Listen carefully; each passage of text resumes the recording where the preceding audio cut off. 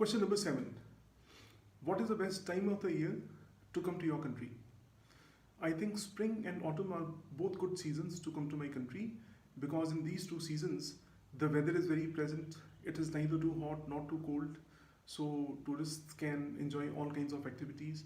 But definitely summers are not a good time to come to my country because Indian summers are too hot, especially for travelers who come from colder regions like Canada and Europe. Number 8. What problems do international tourists face when they visit your country? International tourists may face many problems when they come to India. The first problem they face is the language barrier because most of the foreigners cannot speak Indian languages, and many people in my country cannot speak popular international languages like English, French, and Spanish. So, communicating with the local people is a big problem for international tourists. Secondly, Indian summers are too hot. Thirdly, Indians' food is too spicy for most foreigners. Fourthly, the infrastructure is not world class in many of the states in India. And lastly, some people in my country try to cheat tourists by overcharging them or by misleading them. Although most of the people in my country are very nice to foreigners, but some people try to cheat tourists. Number 9, how do people treat foreign visitors in your country? Uh, Most of the people of my country are very welcoming and they are very hospitable. They love to meet foreigners. In fact, foreigners are treated like celebrities in my country. Everybody wants to shake hands with them. People want to have their picture clicked with foreigners. So, foreigners feel very welcomed in my country because most of the people in my country are very warm and very welcoming. Do more people travel overseas now than in the past? Why? Yes, of course, many more people now travel overseas as compared to 30, 40, 50 years ago. There are many reasons behind this. The first is that we now have modern means of transport, due to which traveling to foreign destinations has become very easy. Secondly, people are wealthier now, they have more money, and they are prepared to spend money on leisure activities like traveling. And thirdly, there are now specialized holiday companies which offer package tours. So even if a person doesn't know anybody in a foreign country, he can buy a holiday package and he can travel to that country, stay there for 10 or 15 days and have a good time.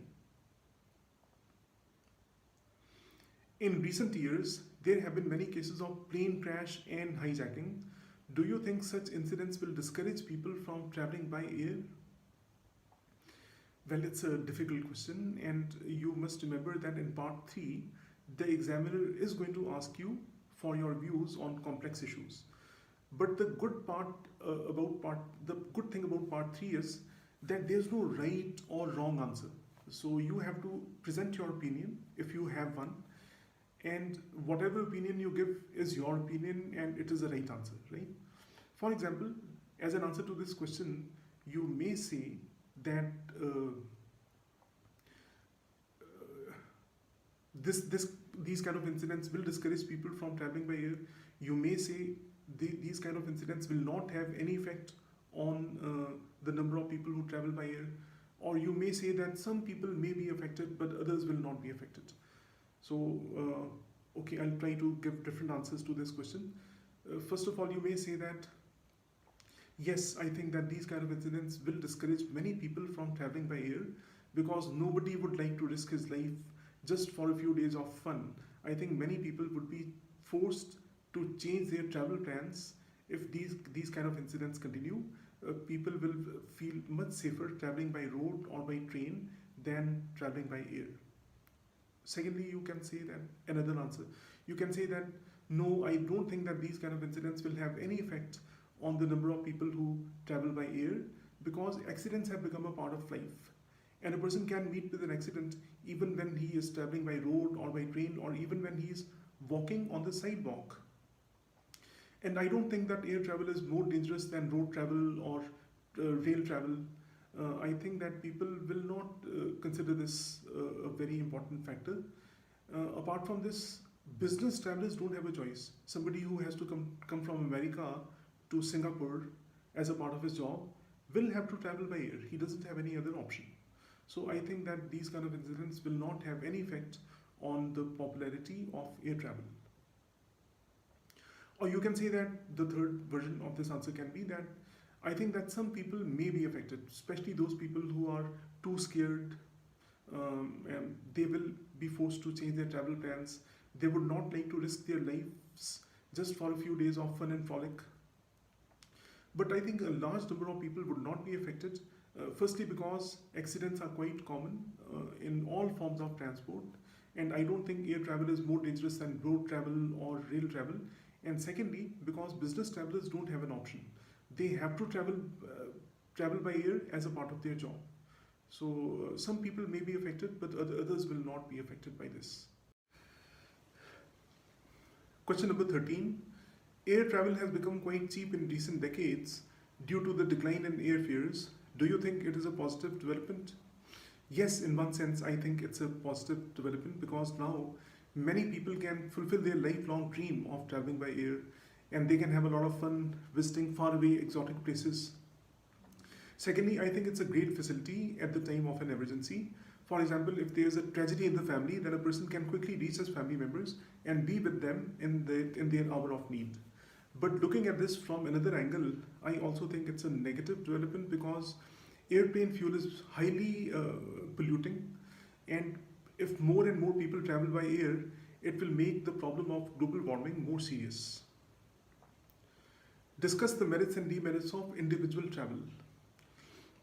I think the main advantage of individual travel is that a person has complete freedom and independence to decide where to stay, what to eat, what sights to see, how to travel, etc. But I think there are so many disadvantages of individual travel. First of all, it can be boring for a person to travel alone or to travel with just one or two companions. Secondly, I think it's not very safe to travel individually. Thirdly, a person may not be able to get a comfortable hotel accommodation. A person may not know the right places to eat. And a person can also miss important sites while sightseeing if a person does not have complete knowledge about the place he is visiting. What are the pros and cons of traveling in a guided group as a part of a package tour? I think there are many advantages of traveling in a guided group as a part of a package tour.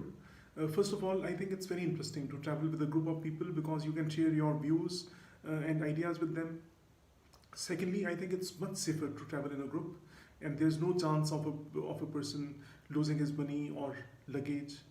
Thirdly, a person can relax and enjoy the whole experience without any headaches of booking hotel rooms or finding the right places to eat, because everything is taken care of by the holiday company. But the main disadvantage of traveling as a part of a group is that a person has no freedom or independence. If a person doesn't like a place, he cannot move on. He has to stick to the schedule of the group.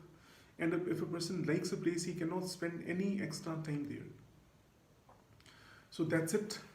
I discussed part 1, part 2, part 3. I hope that you found this information useful. I hope that you liked this video. And in future, I'll try to make more such videos to help you prepare for your speaking interview. Thank you very much for watching.